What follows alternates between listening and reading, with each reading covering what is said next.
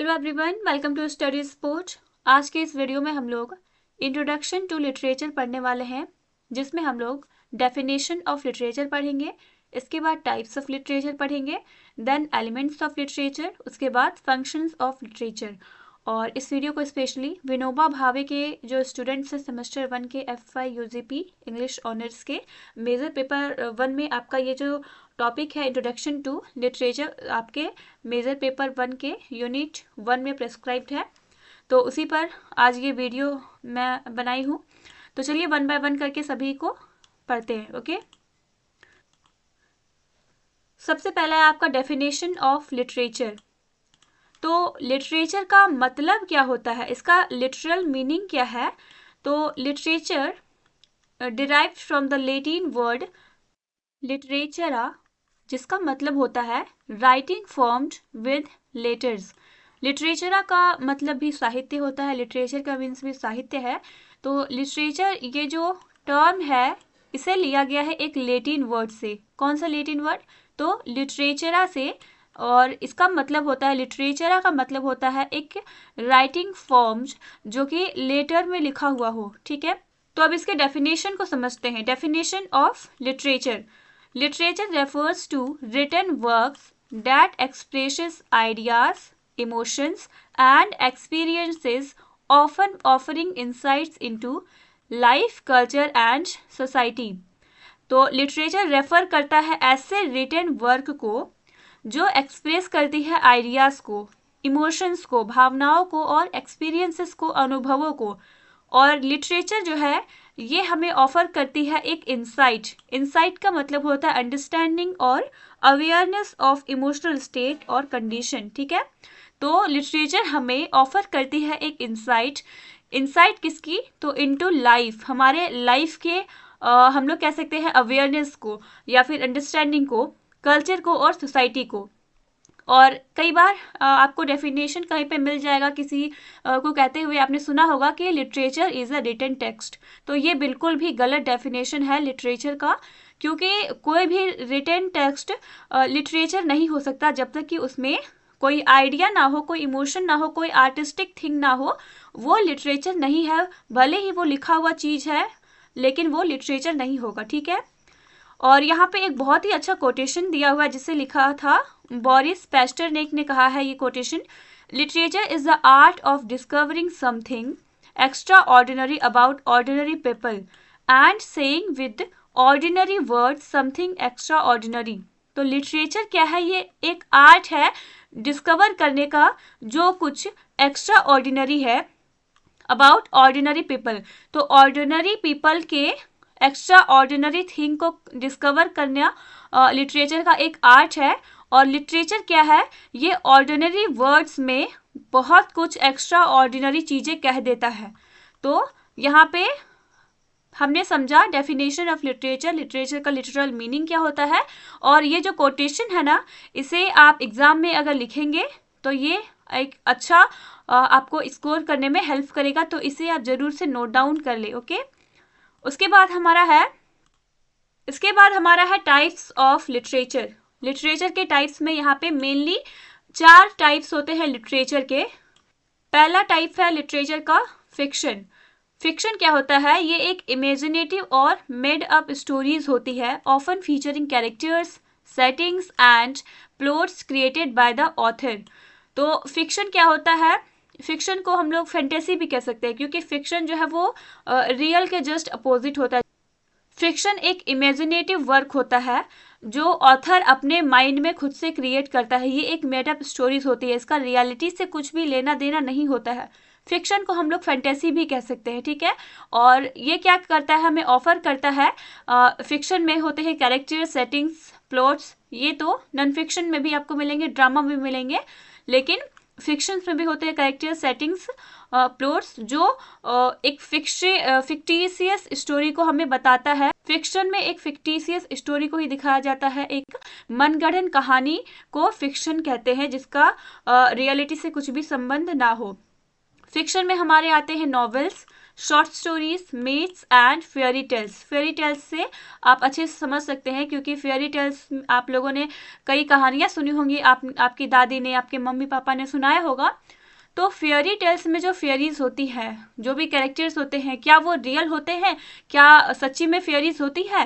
नहीं ना, लेकिन स्टोरी में फेयरीज है और ऐसे कैरेक्टर्स होते हैं जो रियलिटी में एग्जिस्ट नहीं करते हैं लेकिन फिर भी वो स्टोरी में दिखाए गए हैं, तो इसे हम लोग कह सकते हैं फिक्शन है ये।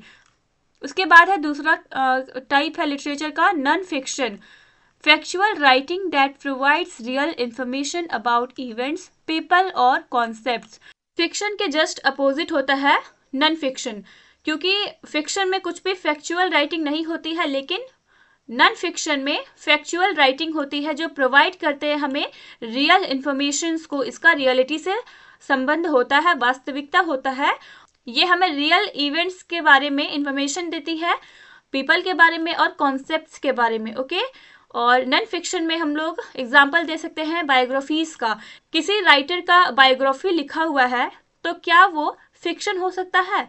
नहीं ना, किसी एक रियल राइटर है जो एग्जिस्ट करते हैं, उसके बारे में जो भी डेटा लिखी हुई रहेंगी वो झूठी तो नहीं होगी, तो इसलिए उसे हम लोग नॉन फिक्शन में रखते हैं। ठीक है, उसके बाद है एसेज। जो भी एसेज होते हैं, रिपोर्ट्स होते हैं, हिस्टोरिकल अकाउंट्स होते हैं, ये सारे हमारे नॉन फिक्शन में आते हैं क्योंकि इसमें रियल डेटा होते हैं, ना कि कोई झूठा कुछ भी कहानी गढ़ा हुआ नहीं रहता है। देन हमारा थर्ड टाइप ऑफ लिटरेचर है पोइट्री। पोइट्री क्या होती है? ये एक स्ट्रक्चर्ड राइटिंग होती है जिसमें हमें देखने को मिलता है रिदम, मीटर और sometimes rhyme to express emotions और टेल अ स्टोरी। तो जब कोई राइटर अपने इमोशंस को एक्सप्रेस करने के लिए या फिर कुछ भी स्टोरी को बताने के लिए वो लिखता है कुछ भी वर्क जिसमें वो रिदम यूज करता है, मीटर यूज करता है और राइमिंग यूज करता है, तो उसे हम लोग कहते हैं कि वो पोइट्री है क्योंकि वो एक स्ट्रक्चर्ड फॉर्म में लिखी हुई है और उस राइटर को हम लोग पोइट कहते हैं। ठीक है, यहाँ पे पोइट्री के कुछ टाइप्स है जैसे कि ballad, elegy, epic, lyric, ode, sonnet etcetera. फिर है fourth type of literature is drama. Drama is a form of literature written to be performed by actors. Drama को एक्टर्स के द्वारा परफॉर्म किया जाता है, आप पोइट्री को परफॉर्म नहीं कर सकते। Includes dialogues, stage directions and is designed for a live audience. Drama में डायलॉग्स होते हैं जो कैरेक्टर्स कहते हैं, इसमें स्टेज डायरेक्शन होती है और इसे डिजाइन किया जाता है लाइव ऑडियंस के लिए क्योंकि ड्रामा को ऑडियंस के सामने परफॉर्म किया जाता है। जो हम लोग मूवीज देखते हैं उसे हम लोग ड्रामा का ही एक फॉर्म कह सकते हैं। ओके, ड्रामा में आ जाता है हमारा tragedy, comedy, melodrama, tragic comedy. Tragic comedy means जिसमें ट्रेजेडी भी हो और कॉमेडी भी हो, उसे ट्रेजिक कॉमेडी कहते हैं। इसके बाद नेक्स्ट टॉपिक है एलिमेंट्स ऑफ लिटरेचर। एक लिटरेचर को, एक लिटरेरी वर्क को लिखने के लिए जिन चीज़ों की ज़रूरत होती है उसे हम लोग एलिमेंट्स कहते हैं, एलिमेंट्स ऑफ लिटरेचर कहते हैं। ठीक है, तो पहला तो है प्लॉट। अगर हम लोग कोई नॉवेल या कोई स्टोरी कोई ड्रामा लिख रहे हैं तो उसमें एक प्लॉट तो होना चाहिए ना। प्लॉट का मतलब है कहानी, तो बिना कहानी के क्या हम लोग कुछ नॉवेल या फिर कोई ड्रामा को लिख सकते हैं? बिल्कुल भी नहीं, कोई स्टोरी लिख ही नहीं सकते जब हमारे पास कोई कहानी ही नहीं हो। तो बिना कहानी के कोई स्टोरी को लिखवाना बिल्कुल भी इम्पॉसिबल है। एक स्टोरी को लिखने के लिए, एक नॉवेल, एक ड्रामा को लिखने के लिए हमारे पास एक कहानी होना जरूरी है, भले वो रियल हो। अगर वो स्टोरी रियल होगी तो वो नॉन फिक्शन में आएगी और अगर वो स्टोरी फैंटेसी होगी तो वो फिक्शन में आएगी। ठीक है, तो प्लॉट क्या होता है? Plot the sequence of events in a story often containing a beginning, introduction, middle, climax and जिसे resolution कहा जाता है। तो प्लॉट क्या होता है? ये इवेंट्स होते हैं किसी भी स्टोरी के, बहुत सारे इवेंट्स को जोड़ करके एक कहानी बनाई जाती है जिसे हम लोग प्लॉट कहते हैं। तो हम लोग सिंपल सेंटेंस में कह सकते हैं plot is the sequence of events in a story. एक स्टोरी में क्या होता है? सबसे पहले तो उसका बिगिनिंग पॉइंट होता है जिसे हम लोग इंट्रोडक्शन कहते हैं, फिर वो कहानी मिडिल में पहुंचती है जिसे क्लाइमेक्स कहा जाता है और फिर आता है उसका एंड जिसे रिजोल्यूशन कहा जाता है। प्लॉट लिटरेचर का एक एलिमेंट है, लेकिन प्लॉट जो है उसमें भी हम लोग कह सकते हैं कि इसके 5 सब एलिमेंट्स होते हैं। 5 सब एलिमेंट्स कौन कौन से होते हैं? पहला तो होता है एक्सपोजिशन, दूसरा होता है राइजिंग एक्शन, तीसरा होता है क्लाइमेक्स, फोर्थ होता है फॉलिंग एक्शन, और फिर आता है रिजोल्यूशन जिसे हम लोग एंडिंग कहते हैं। एक्सपोजिशन को हम लोग बिगिनिंग भी कह सकते हैं। राइजिंग एक्शन, जैसे जैसे कहानी आगे बढ़ती है उसे हम लोग राइजिंग एक्शन कहते हैं। उसके बाद जब स्टोरी मिडिल में पहुंचती है तो उसे क्लाइमेक्स कह देते हैं। उसके बाद जब स्टोरी धीरे धीरे एंडिंग की ओर जाती है तो उसे हम लोग फॉलिंग एक्शन कहते हैं। और लास्ट में जब रिजोल्यूशन, जब एंडिंग आता है तो उसे रिजोल्यूशन कहते हैं। प्लॉट को हम लोग ऐसा एक त्रिभुज बनाकर भी समझ सकते हैं, ठीक है। इस जगह पे हमारा है एक्सपोजिशन, इस जगह पे होता है इसका राइजिंग एक्शन, और जब ये मिडिल पे पहुंचता है यहाँ पे तो इसे हम लोग कहते हैं क्लाइमेक्स, और फिर जब ये इस जगह पे आता है तो उसे हम लोग कहते हैं फॉलिंग एक्शन, और जब फिर से ये इस एंडिंग में आता है तो इसे कहते हैं रिजोल्यूशन या फिर एंड। ओके, फिर है हमारा characters. Characters is the another element of literature, the individuals who take part in the action of the story. तो कैरेक्टर्स हम लोग उन इंडिविजुअल्स को कहते हैं, उन पर्सन्स को कहते हैं जो पार्ट लेते हैं किसी भी स्टोरी के एक्शन में। Includes protagonist, antagonist and supporting characters. और किसी भी स्टोरी में हमें प्रोटैगोनिस्ट देखने को मिलता है। प्रोटैगोनिस्ट को हम लोग हीरो कह सकते हैं, एंटागोनिस्ट मीन्स विलन, एंड कई सारे अदर छोटे छोटे कैरेक्टर्स होते हैं जिसे हम लोग सपोर्टिंग कैरेक्टर्स कह देते हैं। ओके, आई होप क्लियर होगा। उसके बाद है सेटिंग। सेटिंग भी एक एलिमेंट होता है लिटरेचर का। The time and place in which the story occurs often helps create mood and context. तो सेटिंग हम लोग वैसे टाइम एंड प्लेस को जिस जगह पे कोई भी स्टोरी सेट की जाती है, जैसे कि अगर कोई स्टोरी जब स्टार्टिंग होती है तो हम लोगों को बता दिया जाता है कि ये स्टोरी कब की है और किस जगह पे इसकी सेटिंग रखी गई है, तो हम लोग स्टोरी को ज़्यादा इजीली समझ सकते हैं, रिलेट कर पाते हैं, ठीक है, क्योंकि सेटिंग बता देने से हमारे माइंड में एक इमेजेस चलने लगता है। फॉर एग्जाम्पल, अगर कोई स्टोरी है जो जिसकी सेटिंग जंगल में रखी गई है, तो हमें जब बता दिया जाता है कि इस स्टोरी की सेटिंग जंगल में है, टाइम जैसे बता दिया मॉर्निंग का टाइम है, तो इन सब बातों से हमारे माइंड में एक इमेज आने लगता है। तो सेटिंग भी एक एलिमेंट है लिटरेचर का जो हेल्प करती है हमारे मूड को क्रिएट करने में और कॉन्टेक्स्ट को समझाने में। उसके बाद अगला एलिमेंट है थीम।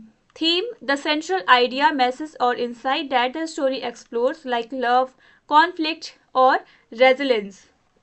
किसी भी स्टोरी के सेंट्रल आइडिया को हम लोग थीम कहते हैं, या फिर उस मैसेज को जो राइटर हमें अपनी स्टोरी के द्वारा देना चाहता है उसे हम लोग थीम कहते हैं, या फिर थीम को हम लोग इंसाइट भी कह सकते हैं।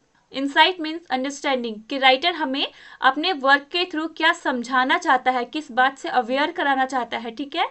और थीम्स में हो सकता है लव, कॉन्फ्लिक्ट दिखाया जा सकता है, संघर्ष दिखाया जा सकता है गुड और इविल के बीच में, इसमें रेजिलेंस हो सकती है। फिर फिफ्थ एलिमेंट है style, the author's unique way of using language including word choice, tone and sentence structure. Writer का ना अपना एक यूनिक वे होता है लिखने का, सभी राइटर्स का अपना अलग स्टाइल होता है जिसमें वो अपने तरीके के वर्ड्स चुनते हैं अपनी स्टोरी को लिखने के लिए, उसकी अलग टोन होती है और उनके अलग सेंटेंस स्ट्रक्चर होते हैं। तो इसे हम लोग कहते हैं कि इसे ही हम लोग स्टाइल कहते हैं, और सभी राइटर्स का अपना अलग स्टाइल होता है। उसके बाद है point of view, the perspective from which the story is told, first person, second person point of view, third person point of view. Point of view हम लोग पर्सपेक्टिव को कहते हैं, जिसके पर्सपेक्टिव से वो जो स्टोरी है वो लिखी गई है या फिर कोई स्टोरी सुनाया जा रहा है। अगर स्टोरी का मेन कैरेक्टर उस स्टोरी को नरेट करता है तो उसे कहते हैं first person point of view. अगर कोई और कैरेक्टर नरेट कर रहा है उस स्टोरी को तो हम लोग कहते हैं कि वो story second person point of view में लिखी गई है, और अगर राइटर खुद उस स्टोरी को नरेट करता है तो हम लोग उसे कहते हैं third person point of view. यहाँ पे एक और बात है कि एक story multiple point of view से लिखी जा सकती है या फिर नरेट की जा सकती है। ओके, आई होप क्लियर होगा सब। उसके बाद हमारा फोर्थ एंड लास्ट टॉपिक है इस वीडियो का, that is functions of literature, या फिर इसे हम लोग कैरेक्टरिस्टिक्स ऑफ लिटरेचर भी कह सकते हैं। एक लिटरेचर में क्या फंक्शंस होती हैं। तो पहला तो है entertainment. Literature offers enjoyment, excitement and emotional release, allowing readers to escape reality. तो लिटरेचर क्या है, हमें ऑफर करती है इंजॉयमेंट को, एक्साइटमेंट को, और ये हमारे अंदर इमोशंस को रिलीज करने का काम करती है, जो रीडर्स को अलाउ करती है रियलिटी से भागने के लिए. फॉर एग्जाम्पल अगर आप थोड़े डाउन फील कर रहे हैं, आपको अच्छा नहीं लग रहा, तो अगर आप कोई ऐसी स्टोरी को पढ़ रहे हैं जिसमें हैप्पी एंडिंग हो, तो उस स्टोरी को पढ़ते पढ़ते आपका मूड भी हैप्पी हो जाएगा. फिर दूसरा है हमारा education. Literature broadens readers knowledge, provides historical insights and enriches vocabulary. तो लिटरेचर सिर्फ एंटरटेनमेंट के लिए ही नहीं लिखा जाता है, लिटरेचर एजुकेशन के लिए भी लिखा जाता है. When you study a piece of literature, it broadens your knowledge, it provides your historical insights and enriches your vocabulary. किसी भी पीस ऑफ लिटरेचर को जब हम लोग पढ़ते हैं तो उससे हमें नॉलेज भी मिलता है, और जिस टाइम पीरियड पर वो स्टोरी को लिखा गया होगा उस टाइम का हमें हिस्टोरिकल इंसाइट्स भी मिलता है, और उस पीस ऑफ लिटरेचर में जो वोकैबुलरी यूज होती है, तो ऐसा तो नहीं है कि जो भी उसमें वोकैबुलरी, जो भी डिक्शन राइटर ने यूज की है वो सारे हमें आती हो, ऐसा नहीं है. लेकिन जब हम लोग उसे पढ़ते हैं तो हम लोग कोशिश करते हैं कि उन वर्ड्स की मीनिंग को समझने के लिए जो हम लोग को नहीं आता है. ओके, तो इस तरीके से हमारा वोकैबुलरी पावर भी इम्प्रूव होता है. उसके बाद है social reflection. Literature mirrors society. Literature को मिरर ऑफ सोसाइटी भी कहा जाता है, क्योंकि लिटरेचर हमें सोसाइटी का प्रतिबिंब दिखाती है. Offering critics of social norms and revealing the struggles of individuals of groups. Literature कई बार क्रिटिक करती है सोशल नॉर्म्स को, और ये रिवील करती है स्ट्रगल्स को इंडिविजुअल के या फिर किसी भी ग्रुप के. देन हमारा फोर्थ फंक्शन है moral instruction. Many literary works emphasize ethical values and encourage readers to reflect on right and wrong. तो कई बार लिटरेचर जो है, स्पेशली जो मॉरल शॉर्ट स्टोरीज होती है, वो हमें एक मॉरल लेसन देती है, एक एथिकल वैल्यू हमें समझाती है, क्योंकि कई बार राइटर्स अपने राइटिंग के थ्रू हमें मीन्स रीडर्स को कुछ एथिकल वैल्यूज, कुछ मॉरल लेसन्स देने की कोशिश करते हैं, और रीडर्स को एनकरेज करते हैं कि आप सोचो क्या सही है क्या गलत है, आप खुद से उस पर ध्यान दो, उस पर थिंक करो. उसके बाद हमारा फिफ्थ फंक्शन है एस्थेटिक एप्रिसिएशन. एस्थेटिक का मतलब होता है सौंदर्य, एप्रिसिएशन मीन्स प्रशंसा. Aesthetic appreciation in literature means enjoying and valuing the beauty of words, language and storytelling. तो लिटरेचर में एस्थेटिक एप्रिसिएशन का मतलब है कि आप इंजॉय करो और वैल्यू करो, और ये ब्यूटी है वर्ड्स की, लैंग्वेज की एंड स्टोरी टेलिंग की. जिस तरीके से, जिस यूनिक वे से राइटर स्टोरी टेलिंग कर रहे हैं, अपने लैंग्वेज को लिख रहे हैं, वर्ड्स को चूज कर रहे हैं, उन्हें आप इंजॉय करो, उनकी वैल्यू करो. It's about noticing how an author carefully chooses words, creates images and arranges sentences to make the writing enjoyable, moving or thought provoking. So यहाँ पे हमारा आज का वीडियो खत्म होता है. आई होप इस वीडियो के थ्रू आपकी हेल्प हुई हो, एंड वीडियो कैसा लगा हमें कमेंट करके ज़रूर बताएं. And thank you for watching the video.